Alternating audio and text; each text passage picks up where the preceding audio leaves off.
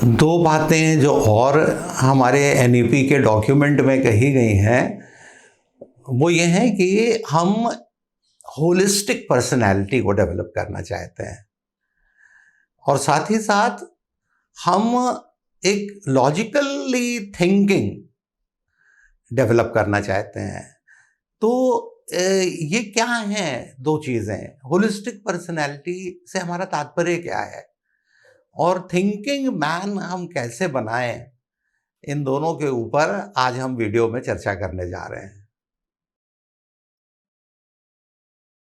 नमस्कार, मैं डॉक्टर मैसी आज आपके सामने प्रस्तुत हूँ अपने विचारों को लेकर के जो राष्ट्रीय शिक्षा नीति 2020 के विज़न को एक्सप्लोर करने के लिए तैयार हैं। मैंने पिछले जो 2 वीडियो लोड किए, उनमें पहले का सार संक्षेप ये था कि हमारी नेशनल एजुकेशन पॉलिसी का पूरा फोकस है कि वो अ, हिंदुस्तान की सोसाइटी को एक नॉलेज सोसाइटी में परिवर्तित करे। और दूसरे वीडियो में मैंने इस बात को स्पष्ट करने की कोशिश की थी कि पूरा का पूरा ज़ोर शिक्षा नीति का जो है, वो विद्यार्थियों की होलिस्टिक पर्सनैलिटी को डेवलप करने की ओर है, जिसके ढेरों आयाम हैं। पर उनमें भी एक को जिसको लेकर के मैं आगे बढ़ा था और जिस वीडियो में अंत में मैं पहुँचा था, वो ये था कि अ, हमें को कॉग्निटिव कैपेसिटीज़ जो हैं अपने स्टूडेंट्स में, उनको हमें आगे बढ़ाने के लिए अपनी पूरी की पूरी शिक्षा पद्धति को इस प्रकार से तैयार करना है कि वो हमारे विद्यार्थियों की कॉग्निटिव कैपेबिलिटीज़ को इम्प्रूव करें, बिना उनको इम्प्रूव किए और बिना higher order thinking skills develop किए। हम एक जिसको हम कहते हैं कि नॉलेज सोसाइटी के नागरिक बनने के लिए तैयार नहीं हो पाएँगे और ना ही हम पूरी दुनिया के सामने नॉलेज प्रोडक्ट्स प्रस्तुत कर पाएँगे। तो ये बहुत ज़रूरी है कि हमारा पूरा का पूरा ध्यान इस बात पर रहे कि हम कॉग्निटिव कैपेबिलिटीज़ को कैसे डेवलप करेंगे। और यहाँ पर जब मैं आया, तो आज जो चिंतन हम लोग मिल कर के करेंगे, वो थोड़ा-सा इस बात पे कि एक और शब्द है जिसको इस्तेमाल किया गया है हमारे विज़न पॉलिसी में, डॉक्यूमेंट में, विज़न डॉक्यूमेंट में, और ये कहा गया है कि हमें अपने विद्यार्थियों को तैयार करना है क्रिटिकल थिंकिंग के लिए। तो ये भी बहुत इम्पोर्टेंट चीज़ है कि क्रिटिकल थिंकिंग के लिए हम कैसे तैयार करें अपने विद्यार्थियों को। तो आज का जो मेरा वीडियो है, इसमें मेरा ज़ोर अभी भी कॉग्निटिव कैपेबिलिटीज़ को डेवलप करने की ओर और क्रिटिकल थिंकिंग को डेवलप करने की ओर, और इन बातों को लेकर के हम आगे बढ़ेंगे। पर आगे बढ़ने के पहले मैं कुछ क्वेरीज़ भी मेरे पास आ रही हैं, और उनमें से एक क्वेरी जो है, वो ये है कि अ, ये होलिस्टिक पर्सनैलिटी क्या है? इसको भी ज़रा एक्सप्लेन कर दिया जाए तो ज़्यादा अच्छा है। बहुत अच्छी बात है। होलिस्टिक पर्सनैलिटी जो है, इसके बारे में भी आइडिया डेवलप करना बहुत ही ज़रूरी है। तो ये जो होलिस्टिक पर्सनैलिटी है, हमें जो डेवलप करनी है अपने विद्यार्थियों में, ज़रा-सा इस शब्द के ऊपर हम लोग थोड़ा-सा गौर करें। कुछ लोगों का अंदाज़ा है कि ये शायद होली वर्ड से बना है, होली यानी पवित्र। तो हमें एक ऐसी पर्सनैलिटी डेवलप करनी है जो पवित्र हो। कोई बुराई नहीं है इसमें। पर ये शाब्दिक अर्थ है नहीं होलिस्टिक का। कुछ लोग इसको होल, संपूर्ण, WHOLE से जोड़ के चलते हैं, पूर्णता की ओर अग्रसर करने की बात हो रही है। तो इसके करीब है ये वर्ड इसके करीब है, पर फिर भी ये HOL मतलब होलोस वर्ड से बना हुआ है, और होलिज्म जो है ये एक तरह की फिलॉसफी है, फिलोसॉफिकल वर्ड है ये। और होलोस का मतलब होता है, अगर इसके शाब्दिक अर्थ पर हम जाएं तो ये है कि the some is more than the parts of anything. ये एनीथिंग, हम तो यहाँ पर जो बातचीत कर रहे हैं वो ह्यूमन बीइंग की बात कर रहे हैं, आप आपस में एक दूसरे की बातें कर रहे हैं। तो हम हैं, मैं हूं, पर मैं क्या हूं? अगर हम देखें इसको, तो हमें डिस्क्राइब करने के लिए मोटे तौर पर अगर हम अपने फिजिकल स्ट्रक्चर को देखें, तो एक तो हमारी बॉडी है। इस बॉडी का हाथ, पैर, आंख, कान ये सब तो है ही है, ब्रेन भी इसका पार्ट है, तो ये तो बॉडी है। पर ये ब्रेन अगर ऐसे ही रहे तो इसका कोई काम नहीं होगा। इसमें जो विचार हैं और जो जन्म के बाद से कुछ हेरिडिटरी होंगे और कुछ बाद में डाले जाएंगे, तो ये मिलजुल करके ये बनाते हैं माइंड। तो बॉडी और माइंड, ये तो दो चीजें हो गई, और इसके साथ साथ दो कंपोनेंट्स की और लोग चर्चा करते हैं, soul, body, mind and soul.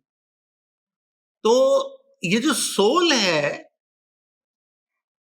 ये हमारे अंदर की तमाम भावनाओं को प्रदर्शित करता है। दुर्भावनाएं भी हो सकती हैं, सद्भावनाएं भी हो सकती हैं, पर ये सोल है। ये अ, हमारी बॉडी में है। हम लोग कहते हैं कि ultimately when we will perish, जब हम मर जाएंगे तो हमारी सोल जो है वो नहीं खत्म होगी, वो शायद परम ब्रह्म में लीन हो जाएगी, और या हमारे यहाँ की फिलॉसफी में इसको कहते हैं कि वो दूसरी रूप में प्रकट हो जाएगी। पर बहरहाल हम लोग अपने को काट करके रखें और इस तरफ भी गौर करें कि माइंड, बॉडी एंड सोल, ये तीन जो चीजें तो हैं, पर इनके साथ एक चौथी चीज और है, इसको हम लोग कहते हैं स्पिरिट।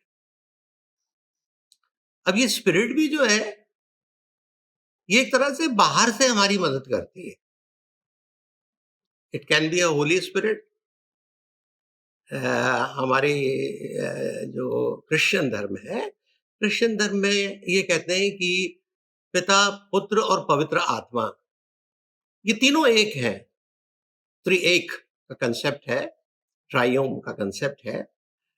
तो God the Father, God the Son and God the Holy Spirit. So परमेश्वर को तो किसी ने देखा नहीं। हाँ, ये हम कहते हैं कि परमेश्वर ने मनुष्य को अपने स्वरूप में बनाया। तो जब हम एक दूसरे को देखते हैं, तो हम एक दूसरे में परमात्मा का दर्शन कर लेते हैं। एक समय ऐसा भी आया कि हमारी कमियों और कमजोरियों को दूर करने के लिए, और परमेश्वर ने प्रेमवश, क्योंकि हम लोग कहीं ना कहीं हम में कमियां हैं, कमजोरियां हैं, खामियां हैं, और परमेश्वर एक कंसेप्ट है जिसमें कोई बुराई तो है ही नहीं। तो हम जो मनुष्य हैं, जो परमेश्वर की सुंदरतम कृति हैं, और हम तमाम बुरे कामों में भी व्यस्त हो जाते हैं, तो परमेश्वर ने अपनी सुंदरतम कृति को खो दिया। तो हम अपने कार्यों द्वारा तो किसी भी प्रकार से उसमें उसका पार्ट नहीं बन सकते। जब तक कि हमारे ऊपर हमारे बुरे कर्मों की एक छाप है। तो परमेश्वर सजा दिए बिना भी हमें माफ नहीं करेगा। तो पूरा का पूरा क्रिश्चियन कंसेप्ट ये हो गया कि परमेश्वर ने अपने पुत्र को पृथ्वी पर भेज दिया। और ये एक बहुत बड़ा कंसेप्ट है, philosophical concept. God who was above, he came down on earth and lived with us like a man. तो ये एक तरह से परमेश्वर का मनुष्य बन जाना, और उसने हमारे पापों के लिए सजा उठाई और सलीब पर चढ़ गया। तो ये कंसेप्ट चल रहा है। पर क्रॉस पे चढ़ने के बाद उसने विजय प्राप्त कर ली मौत पे, और कृष्णों का ये विश्वास है कि वो सशरीर स्वर्ग में चले गए, पर उन्होंने अपने स्थान पर एक पवित्र आत्मा को भेजा जो हमारी सहयोगी है। पवित्र आत्मा ही नहीं होती है, दुष्ट आत्माएं भी होती हैं। तो ये कुल मिला करके जो हम हैं, हमारे अंदर और हमारे बाहर मिला जुला करके अगर हम देखें, तो our body, our mind, our soul and spirit, तो ये 4 कंपोनेंट्स हैं। पर इन 4 कंपोनेंट्स को मिला दीजिए तो मैं बन जाता हूँ। और मैं जो हूँ, बॉडी से, सोल से, माइंड से और स्पिरिट से, इन सब को मिला दें तो उनसे भी बड़ा कुछ हूँ। तो ये होलिस्टिक पर्सनालिटी का एक आइडिया हुआ कि हम the sum will be greater than its components. तो our idea is to develop a holistic personality. तो इसमें से भी सोल और स्पिरिट जो है, इनको तो हम थोड़ी देर के लिए अभी छोड़ करके चलेंगे, शायद अगले किसी लेक्चर में उनको डिटेल में ले लेंगे। पर मेरा पूरा का पूरा फोकस अभी जो है वो कॉग्निटिव कैपेसिटीज को डेवलप करने की ओर है। तो 2 चीजों के ऊपर हम फोकस करें, बॉडी एंड माइंड। तो अगर हम बॉडी और माइंड को लेकर के चलें, तो बॉडी में जो एक फिजिकल कंपोनेंट है, जो ब्रेन है, जो ये यहां पर है हमारे, तो इस ब्रेन को ट्रेन करने की बातें हो रही हैं। इसी ब्रेन को ट्रेन करने की बातें हो रही हैं, इसी की कैपेसिटीज को बढ़ाने की बातें हो रही हैं। और जब इसको बढ़ाने की बातें हो रही हैं, तो सबसे बड़ी चीज इसमें यह हुई कि हमें हमारी जो पहचान है, हमें और बाकी जीवों में या निर्जीव चीजों में क्या अंतर है। मनुष्य जो है ये सबसे अलग माना गया है, और ये केवल एक ही धर्म में नहीं है।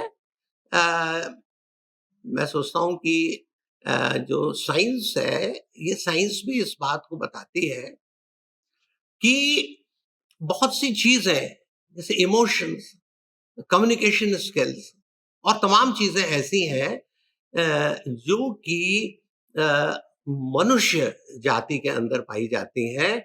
और इसीलिए इस बात को वजन मिल जाता है कि मनुष्य को विशेष रूप से परमेश्वर ने बनाया, और परमेश्वर ने उसको पृथ्वी पर अपने रिप्रेजेंटेटिव के रूप में भेज दिया। तुम पृथ्वी पे रहो और मुझे रिप्रेजेंट करो।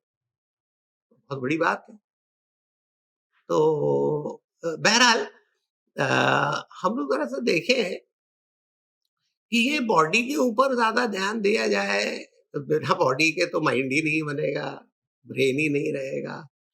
पर फिर भी अगर हायर एजुकेशन में हम जाते हैं, तो हमें डेवलपमेंट ऑफ मेंटल कैपेसिटीज, इसके ऊपर बहुत ज्यादा ध्यान देना है।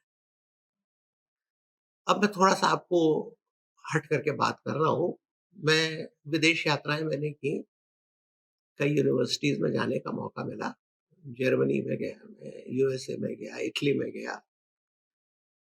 मैं जब वहां विश्वविद्यालयों में प्रवेश करता था, तो मुझे इटली तो जैसे पूरा का पूरा जो है मूर्तियां बनी हुई हैं वहां पे, भरी पड़ी हुई हैं। पर फिर भी विश्वविद्यालय स्तर पे जब मैं प्रवेश करता था, तो मुझे गेट के पास ही एक फिगर दिखाई देता था पेडेस्टल के ऊपर, इम्पोजिंग फिगर। और वो फिगर जो है मैं आज आप लोगों के साथ भी शेयर करना चाहता हूँ, मैं इसको दिखाना चाहता हूँ कि देखिए वो फिगर ये है। ये फिगर वो वहां पे यूनिवर्सिटीज के गेट के पास ही अंदर प्रवेश करते ही मिल जाता था। एक मनुष्य है जो बड़े पेंसिव मूड में बैठा हुआ है और ठुड्डी पे ऐसे हाथ रख करके, और वो कुछ सोच रहा है। सारा का सारा जोर कहां पर है? देखिए, एक बहुत ही मशहूर साइंटिस्ट हुए हैं, रेनी डिकार्ट। मैथमेटिक्स वाले लोग उनको जानते हैं। कार्टेशियन कोऑर्डिनेट ज्योमेट्री जो है, ये इन्होंने ही बनाई थी। कम से कम 200-250 साल जितने भी हो रहे हों। ये जो इन्होंने कार्टेशियन कोऑर्डिनेट ज्योमेट्री बनाई, उसमें आज तक ना तो कुछ जोड़ा जा सका, ना घटाया जा सका। उन्होंने जो दिया था, बिल्कुल पक्का लॉजिकल। तो ये जो लॉजिकल थिंकिंग है, इस लॉजिकल थिंकिंग को अ, बढ़ाते हुए इन्होंने एक बात कही थी, और ये बात ये कही थी कि as I think I am. मेरी पहचान एक मनुष्य के रूप में इसीलिए है क्योंकि मैं सोच सकता हूं। As I think I am, पूरा का पूरा जोर थिंकिंग के ऊपर डाल दिया। तो ये आसान काम नहीं था। रेनी डिकार्टे जो थे, ये उस समय की जो परिस्थितियां थी यूरोप में, आप समझ लीजिए कि सत्य की खोज में लोग लगे थे, पर बड़ा डर डर के काम करते थे।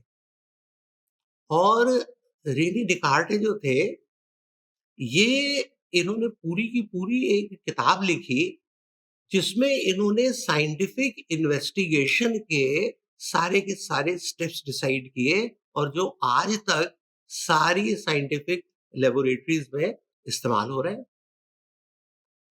यानी लॉजिकल एक्सप्लोरेशन हम कैसे करेंगे, हम कैसे तथ्य को उन चीजों से अलग करेंगे, सच्चाई को उन चीजों से अलग करेंगे, जो एजम्पशंस हैं, हमारी भावनाएं हैं, हमारे और विचार हो सकते हैं, पर जिनमें तथ्यात्मक सच्चाई नहीं है।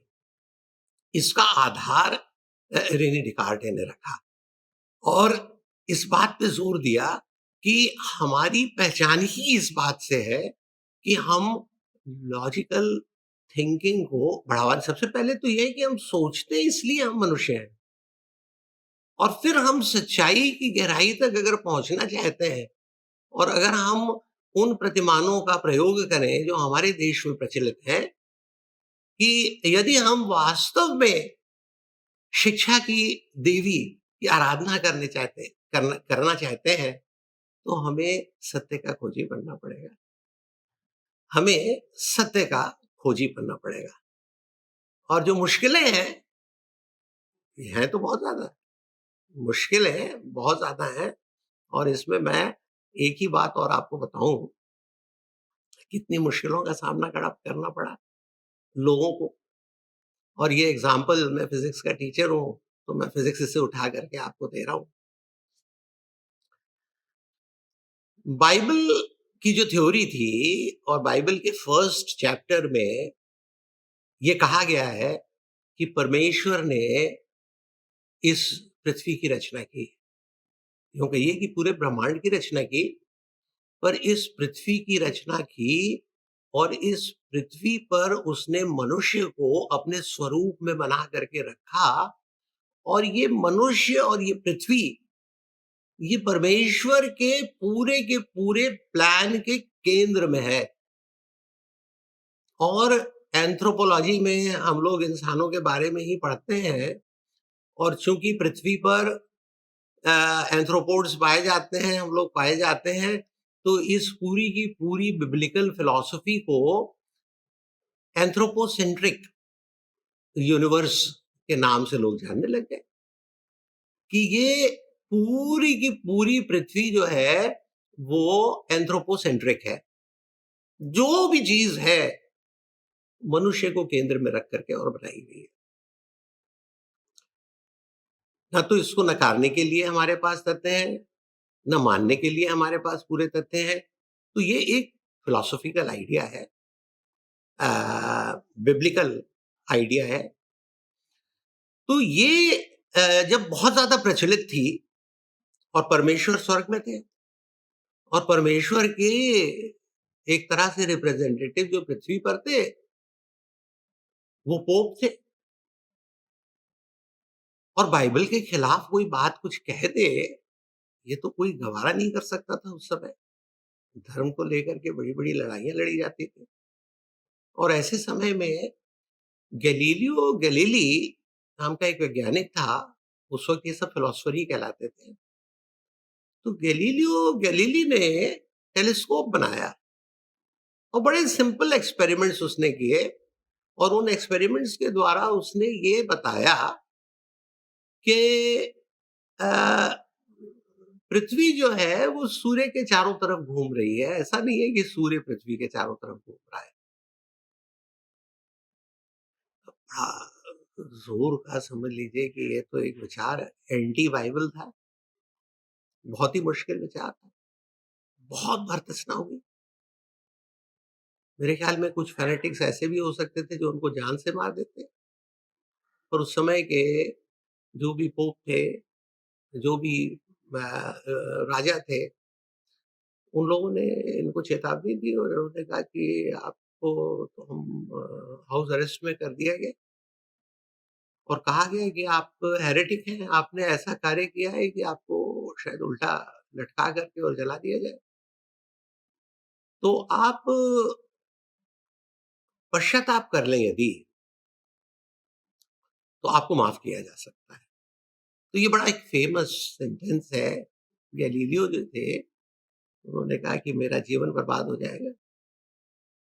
तो जब वो पेश हुए सामने दरबार में, और लोगों ने कहा, पूछा उनसे कि क्या आप अपने गुनाह को स्वीकार करते हैं कि आपने एक गलत विचार दुनिया के सामने रखा?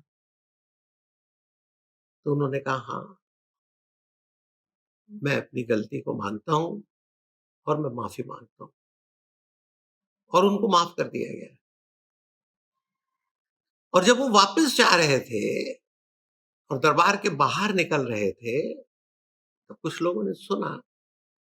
उन्होंने धीरे से कहा, मेरे कहने से क्या होता है, सच तो सच ही रहेगा। ये जो बात उन्होंने कही थी, सच सच ही रहेगा, आज पूरी दुनिया मानती है कि सूर्य के चारों तरफ पृथ्वी घूम रही है। और चर्च ने भी इस बात को पहचाना।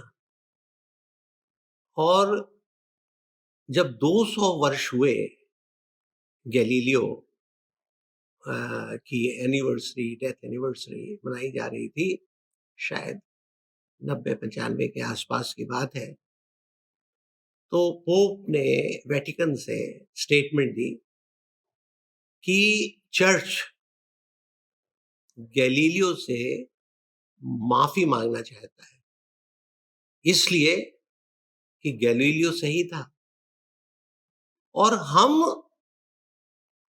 परमेश्वर की गूढ़ बातों को समझ नहीं पाए, बाइबल की बातों की सही व्याख्या नहीं कर पाए, और हमने उसको गलत ठहराया, जबकि वो सही बोल रहा था। ये मानना अपनी गलती को, ये एक रिलिजन में साइंटिफिक टेम्परामेंट के आने की बात है, जिसकी शुरुआत यहाँ से होती है। इसको एक बहुत बड़े एग्जाम्पल के रूप में हम देख सकते हैं कि हम जब सत्य की खोज करेंगे, तो चाहे कुछ भी आड़े आए, हम सत्य की तरफ ही खड़े होंगे, हम सत्य से मुंह नहीं मोड़ेंगे।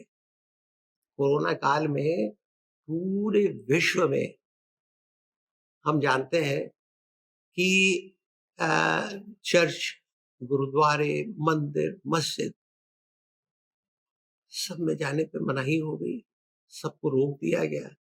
सब टकटकी लगाए देख रहे थे कि कब वैक्सीन बने, और वैज्ञानिक काम कर रहे थे। तो यहाँ पे अगर हम इस विचार को लेकर के चले, मेरे एक मित्र थे, मैंने कहीं पर फेसबुक पर ये लिखा कि सत्य अपनी जगह है, पर मनुष्य को मनुष्य जो है वो तो धर्म ही बनाता है। तो धर्म की आवश्यकता तो हमें तब भी रहेगी जब हम वैज्ञानिक हो जाएं। तो उन्होंने तुरंत जवाब दिया मुझे कि सर, आपने मुझे एक बहुत बड़ी दुविधा से बचा लिया, क्योंकि मेरा तो मुझे ऐसा लग रहा था कि धर्म पर से विश्वास ही हट जाएगा। तो मुझे लगता है हम वक्त के उस दौर में चल रहे हैं जहां पर हमें वैज्ञानिक सत्य को तो स्वीकार करना पड़ेगा, और ये देखना पड़ेगा कि हम किस तरह से अपने बिलीफ्स को रीइंटरप्रेट करें, और we try to bring it in line with our scientific understanding, क्योंकि परमेश्वर ने हमें अपने स्वरूप में बनाया है, और परमेश्वर ने जब इस पूरे ब्रह्मांड की रचना की, तो इसका मतलब ये है कि अगर हम स्पिनोजा के साथ मिल करके सोचें, तो स्पिनोजा भी भगवान में विश्वास करते हैं। वो एक ऐसी शक्ति है, ऐसी शक्ति है जो सब कुछ जानती है, पर तार्किक रूप से चलती है। तो ये बड़ी अजीब सी बात है। हमें भी तर्क के साथ ही आगे बढ़ना पड़ेगा। We will have to develop logical thinking sir. That much for today. Thank you.